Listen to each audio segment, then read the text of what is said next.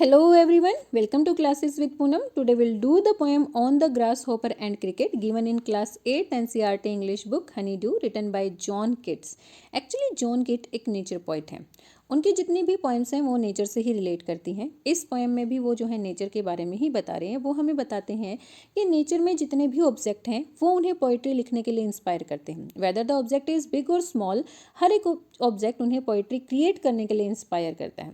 Okay, then वो हमें बताते हैं कि जो अर्थ का जो नेचर का जो म्यूज़िक है वो नॉन स्टॉप है, वो कभी नहीं रुकता है। हमेशा नेचर में कोई ना कोई म्यूज़िक जो है होता ही रहता है। हालांकि जो एक्सट्रीम समर और विंटर सीजन होते हैं ये टफेस्ट टाइम होता है पूरे ईयर का, लेकिन उस टाइम पर भी जब हमें कोई बाहर नहीं दिखाई देता, नेचर का म्यूज़िक चलता ही रहता है, नेचर गाना गाता ही रहता है। तो कौन उस गाने को गाता है, will find this thing in the poem. So let's start the poem. Unlike ant and the cricket, page number 21। हमारी इसी बुक में पेज नंबर 21 पे हमने एक पोएम को रीड आउट किया था। The name of that poem is ant and the cricket.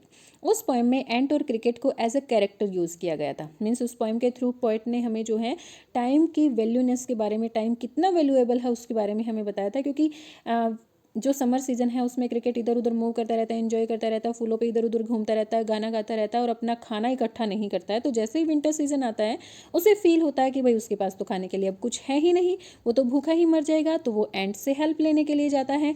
एंट उसको मना कर देती है और वो कहती है कि तुम्हें टाइम से ये चीज़ सोचनी चाहिए थी, अपने टाइम को यूज़ करना चाहिए था और अपने लिए खाना इकट्ठा करना चाहिए था।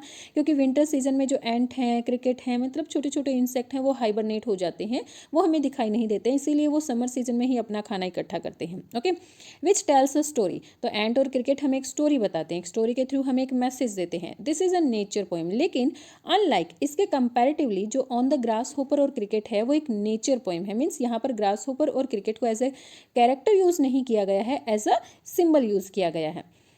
इन it the grasshopper and cricket do not appear as a character in a story. यहाँ पर ग्रास होपर और क्रिकेट जो है कैरेक्टर्स के जैसे दिखाई नहीं दे रहे हैं, rather they act as symbols. वो जो है सिम्बल्स की तरह काम कर रहे हैं। इज सजेस्टिंग समथिंग एल्स, और हर कोई जो है एक दूसरी चीज़ को सजेस्ट कर रहा है। Like grass hopper summer season को सजेस्ट कर रहा है और क्रिकेट विंटर सीजन को सिंबलाइज कर रहा है। Read the poem and notice how the poetry of earth keeps on through summer and winter in a never ending song. Who sings the song. तो पोएम को रीड आउट करना है और हमें पता लगाना है कि किस तरह से अर्थ की जो पोइट्री है वो समर और विंटर सीजन्स में भी चलती रहती है। क्योंकि देखिए, समर और विंटर सीजन्स में जो कंडीशंस होती हैं वो बहुत ज़्यादा हार्श होती हैं। विंटर सीजन्स में बहुत ज़्यादा ठंड होती है, तो हमें कोई बाहर नहीं दिखाई देता, इवन कोई बर्ड, एनिमल, इंसेक्ट कुछ नहीं दिखाई देता, लेकिन फिर भी अर्थ की पोइट्री चलती रहती है। ऐसा ही समर सीजन में होता है कि गर्मी इतनी ज़्यादा होती है कि जो बर्ड्स हैं वो बेहोश होकर गिरना शुरू कर देते हैं, एनिमल्स भी जो है अपने अपने घरों में चले जाते हैं। अगर हम ह्यूमन बीइंग की बात करें तो वो भी अपने घरों में छिप जाते हैं। तो समर सीजन में भी कौन गाना गाता है, तो हमें पोएम को रीड करना है और यही पता लगाना है कि who sings the song. So let's start. The poetry of earth is never dead. Poet यहाँ पे क्या कहते हैं कि अर्थ की जो पोइट्री है वो कभी डेड नहीं होती, यानी कि कभी नहीं रुकती। इट इज़ नॉन स्टॉप, हमेशा कोई ना कोई वहाँ पर गाना गाता ही रहता है। When all the birds are faint with the hot sun and hide in cooling trees। Poet क्या कहते हैं कि जब सभी बर्ड्स फेंट मतलब बेहोश हो जाते हैं because of the hot sun, sun की गर्मी की वजह से, और वो जो है कूलिंग ट्रीज में छिपना शुरू कर देते हैं, then a voice will run. फिर उस टाइम पर किसी की आवाज़ आती है। मतलब कि वैसे तो नेचर की जो पोइट्री है, नेचर में जो आवाज़ आती है वो किसकी वजह से, बर्ड्स की चपिंग की वजह से आती है, क्योंकि बर्ड्स सारा दिन चप करते रहते हैं, तो नेचर की पोइट्री बनती रहती है। लेकिन जब बहुत ज़्यादा गर्मी होती है, बर्ड्स फेंट होकर गिरना शुरू कर देते हैं, अपने आप को जो है ट्रीज में छिपा लेते हैं, तब जो है एक आवाज़ आती है। वो किसकी आवाज़ होती है, from hedge to hedge. Hedge का मीनिंग होता है bushes, fence of bushes. Bushes की जो है बाड़ बनी हुई होती है, तो एक हैज़ से दूसरी हैज़, दूसरी हैज़ से तीसरी hedge. About a new mown mead. New mown का मीनिंग होता है पाइल ऑफ हे, यानी कि सूखी हुई घास का जो ढेर है वहाँ पर। और मीट का मीनिंग होता है चरागा, रिच ग्रास लैंड। तो वहाँ पर सूखी घास का जो ढेर है वहाँ से लेकर जो मेडोव्स हैं वहाँ तक एक आवाज़ आती है, और वो किसकी आवाज़ होती है, that is the grasshopper's he take the lead in the summer luxury.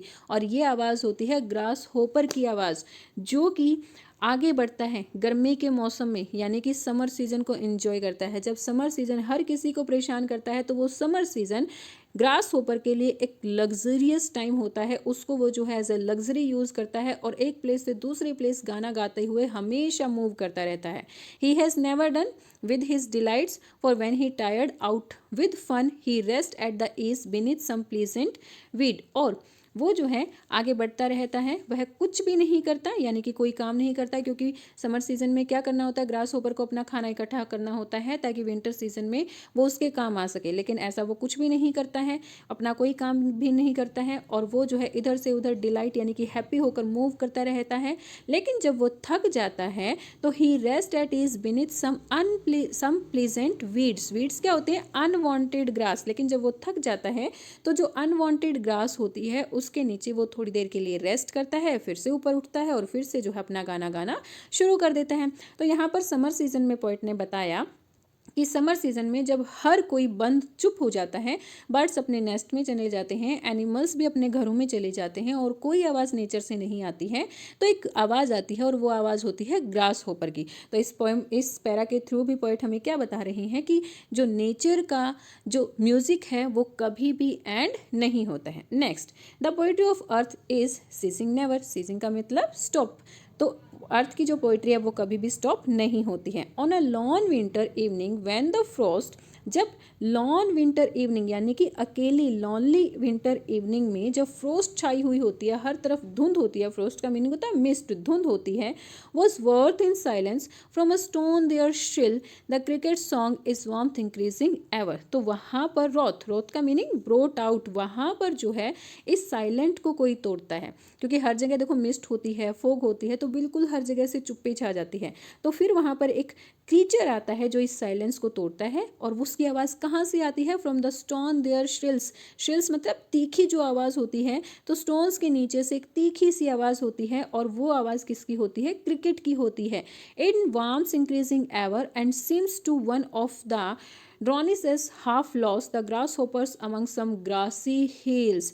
और जब ये मिस्ट का टाइम होता है, लोग जो है अपने घरों में जाते हैं और अपने घरों में क्या करते हैं, वो हीटर्स जलाते हैं या फिर चिमनीज जलाते हैं, तो उसकी आग के सामने बैठते हैं. आग के सामने बैठकर वो जो है बड़ा रिलैक्स फील करते हैं. तो वो ड्रोजीनेस मतलब आधे सोए हुए आधे जगे हुए होते हैं. लेकिन उसी वार्मथ को पाकर ग्रास होपर क्या करता है, इधर उधर मूव करता है.